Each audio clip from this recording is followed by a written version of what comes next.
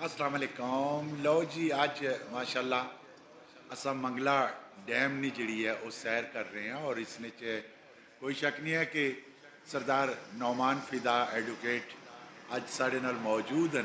और बिल्कुल जनाब अज असा बुनियादी तौर पर अगर तकिया जाए तो चित्रपड़ी वाली साइड से जिधर मार्की है ना, बिल्कुल जनाब उधर असा आए हुए हाँ। और मंगला ने मुख्तलिफ पोज हैं जो मंगला ने मुख्तलिफ हिस्टरी है जी उसकी कैमरे की अख महफूज करने पे। और दोस्तों की दसा कि माशाल्लाह इसने कोई शक नहीं है कि बेशुमार दोस्त अहबाब जोड़े ना वो विजिट करना आने और आना भी चाहिए, विजिट करना चाहिए, थोड़ा बहुत निकलना चाहिए। अज माड़ा गला इतना साथ नहीं दे रहा इस मारियों के दोस्तों के मैं दसना जुला कि चूँकि कल बल्कि जी नाइट गुजरी गई है, मारूफ सिंगर फोक सिंगर अकरम राई नाल मेरा शो सी, उसकी वजह ना गला कोई इतना साथ नहीं दे रहा। लेकिन फिर भी असा अज माशाल्लाह मंगला ना विजिट है जड़ा वो तुसा की पूरा पूरा अंजाय करासा। दोस्तों क्या आखसा कि जनाब रैसो साढ़े नालों नाल जी जी लाइव असा दसने पे